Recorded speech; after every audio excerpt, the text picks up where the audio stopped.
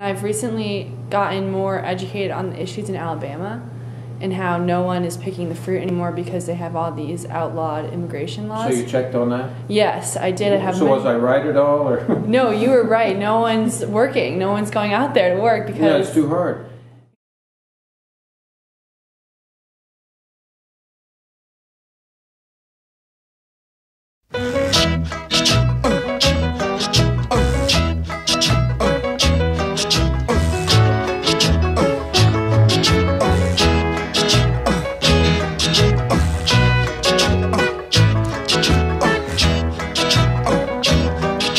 Summertime, when the weather is high, you can stretch right up and touch the sky. When the weather's fine, you got women on your mind. Have a drink, have a drive, go out and see what you can find. If a daddy's rich, take her out for a meal. If a daddy's poor, just do what you feel. Speed along the lane, you can turn or a turn of 25. When the sun goes down, you can make it good and live by. We're not great people, we're not dirty, we're not mean. We love everybody, but we do as we please. When the weather's... I would like to see it to where it used to be, in fruits at least, that, you know, the people came up, they picked the product that they needed to pick as they came up through the United States, and then they went back to Mexico. I mean, that's, if that's where they're from, or Guatemala, or wherever they're from. That's a system that's worked for years, and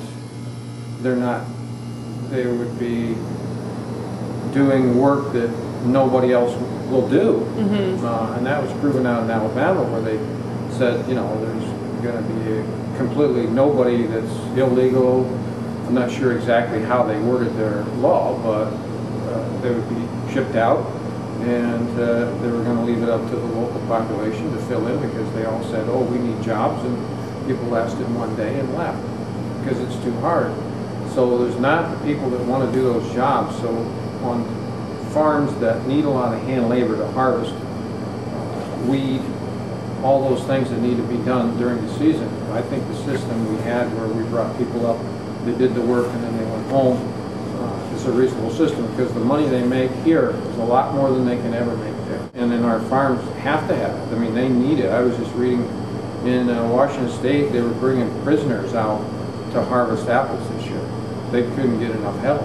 Oh my gosh. And that was, you know, that's a first. And so that's just, it just shows how bad it's getting and what it could become, because we're going to need more food. I guess there's 7 billion people now in the world. It isn't going to diminish. The amount of food that's needed in this world is going to increase. I think what's really been a change the last 20 years is where they're trying to bring all these immigrants in, or all these folks in, and they're using them in permanent jobs.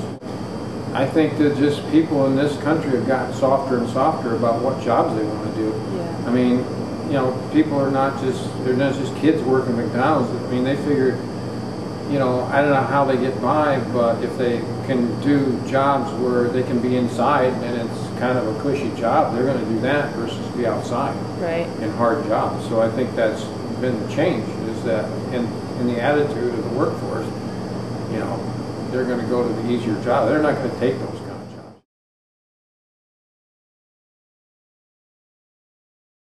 Now that your wife is no longer like working in the orchard like as much as she was before when you first started, do you find that it's harder? Do you need the outside help from like immigrants or random volunteers? So much. Karen's nodding her head. Yes, please bring more.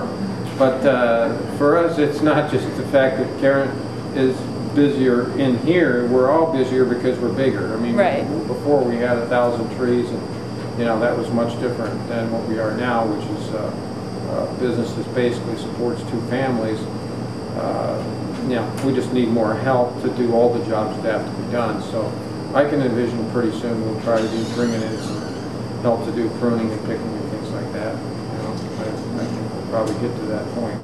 Lisa, Karen, some of the other family members know a lot of the aspects of the things that we do on an apple orchard. But there's a lot of the technical part that, you know, takes somebody that's had some training, maybe training beyond the farm, that helps to make decisions on, you know, pesticide applications. What do you need to do every day? Those kind of decisions. I need to find somebody eventually that can help to take over some of that role so that we can do other things maybe. Well, you also mentioned last time that you had a nephew who was going to graduate from West Point who was interested in coming back here. Grandson. Grandson, sorry. Would you think about training him for that kind of position? Oh yeah, I'd be open to anybody in the family that would want to step up and do that. Because if you get through college, you're going to have especially at engineering school, you're going to know how to get the right information together to meet challenges, and that's what you're going to get out of college, and that's part of it. You're going to understand how to go about learning about doing different things. So, yeah, I mean that would be the ultimate thing if we could do that someday.